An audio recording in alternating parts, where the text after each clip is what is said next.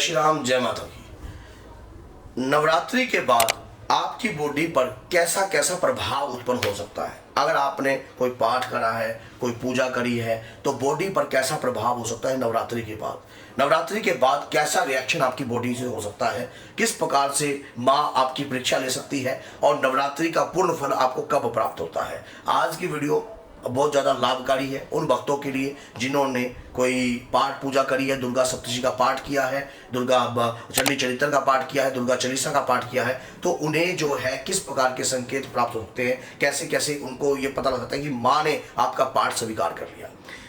पहली बात तो एक बात जिंदगी में याद रखना, माँ के भक्त जो सच्चे मन से माँ की पूजा करते हैं तो माँ आपकी पूजा तो स्वीकार करती है, लेकिन बंधन में कैसे आ जाता है, किस प्रकार से होता है, ये भी मैं आज आपको बता दूंगा।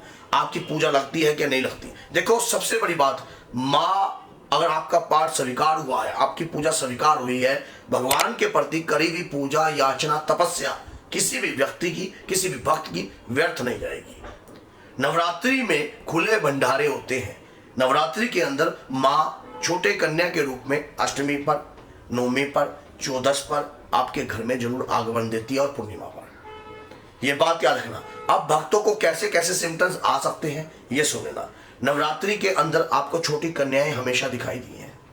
स्वप्न में आप किसी मंदिर के तीर्थों के दर्शन करते हुए दिख रहे हो।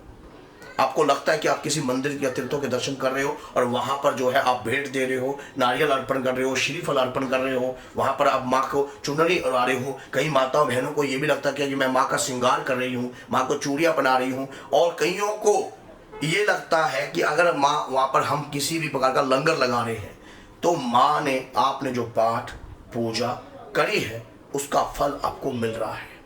आपके द्वारा पाठ पूजा करी भी माँ ने स्वीकार करी है, इसमें आप संदेह मत करो। कई बार मन में संदेह रहता है कि मेरी माँ ने पता नहीं मेरी पूजा स्वीकार करी भी है या नहीं करी।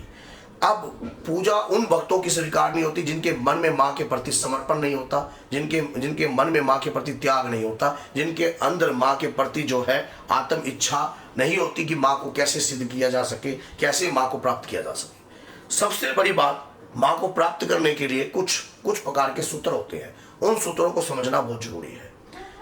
जिन भक्तों को स्वप्न के माध्यम से संकेत मिले हैं, जिन भक्तों को प्रैक्टिकल संकेत मिले हैं, जैसे उनके साथ कुछ ऐसा जो है घटनाएं घटी हैं कि किसी मंदिर में उनको बुजुर्ग औरत दिखाई देती है आशीर्वाद देते हुए। आप किसी मंदिर में जा रहे हो और वहां पर अचानक ही कोई बुजुर्ग औरत आपके सिर पर आकर हाथ फेर दे, या कोई आप माँ दुर्गा के मंदिर में जाए हो, माँ काली के मंदिर में जा रहे हो, या घर के बाहर आ जाए, घर के अंदर आ जाए, बुजुर्ग अवस्था में आ जाए, हाथ में डंडी पकड़ी हुई हो, मांस जो है लटका हुआ हो शरीर का, और कमर जो है थोड़ी झुकी हुई हो, तो समझना साक्षात जगत जननी आपके घर में आई है।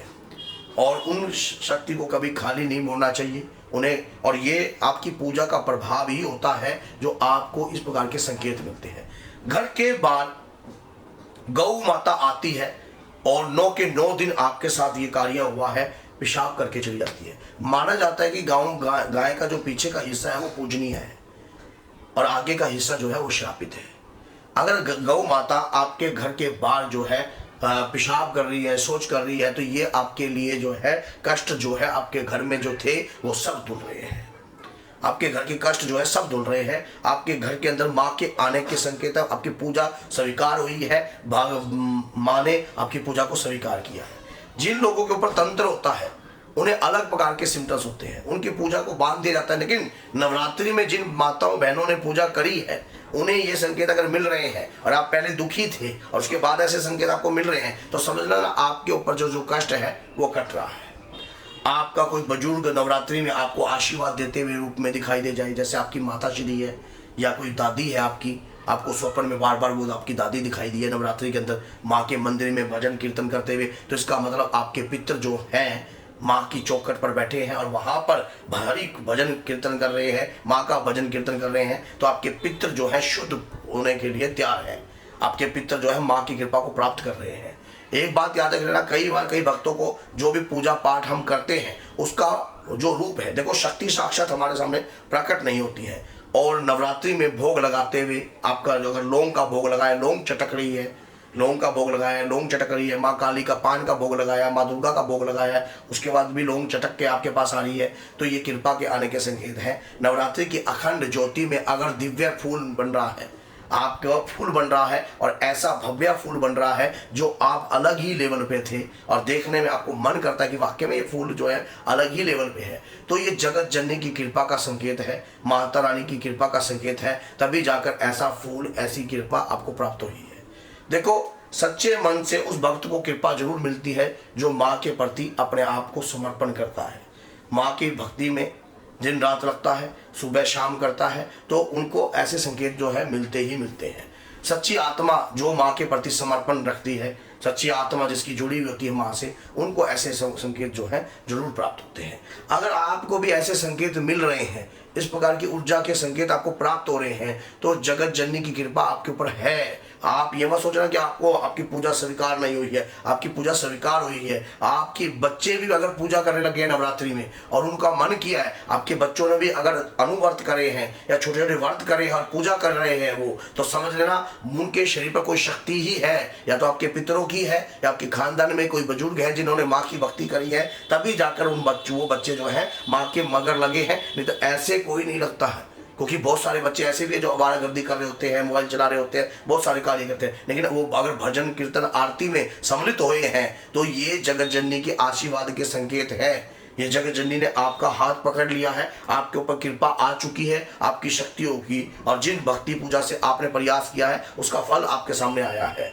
और अभी आपने अगर अष्टमी पर पूजन कर दिया है या नौवीं पर पूजन कर दिया है, आपको उसमें भी चमत्कार हो सकता है। आपके साथ कोई छोटी कन्या आती है और वो आप उसको देखते ही रह जाते हो, आपकी आंखें खड़ जाती हैं, आपको लगता है कि वाकई में उसके ऊपर एक वो शक्ति है और आपके घर आई है।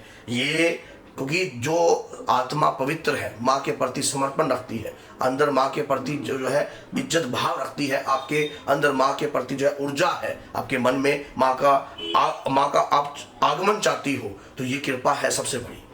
नवरात्रि में आपके ऊपर 9 के 9 दिन लगातार सवारी रही है, और सवारी रही है, पूजा करते हो सवारी आ जाती थी और माँ जय माता की जय माता की जय माता की निकलता था मुँह से। ये ऊर्जा के स्त्रोतम है, पाठ पूजा स्वीकार हुई है। जरूरी नहीं है कि उसमें आप पढ़ रहे हो, पढ़ना छोड़ गए आप। ये पूजा करते करते अगर आपके ऊपर सवारी आ रही है, माता की जय माता की जय माता की जय माता की जय माता की, ये ऊर्जा आ रही है आपके शरीर में, माँ की पूजा स्वीकार होने के संकेत होते हैं। ऐसे बहुत सारे संकेत होते हैं, जिन भक्तों ने माँ के प्रति पूजा करी है उन्हें ऐसे ऐसे अनुभव प्राप्त होते हैं जिनको वो स्वयं अचंभित हो जाते हैं। और अगर वीडियो लंबी हो जाएगी, नहीं तो ये अभी मैं यहीं पर विराम करता हूँ। अगर वीडियो अच्छी लगी है तो लाइक करना, चैनल को सब्सक्राइब करना और 10 लोगों तक जरूर शेयर करना, क्योंकि जिन भक्तों ने माँ की पूजा करी है नवरात्रि में तो उन्हें ऐसे ऐसे अनुभव जरूर हो रहे होंगे। तो बोलो जय माता की जय माता की जय माता की।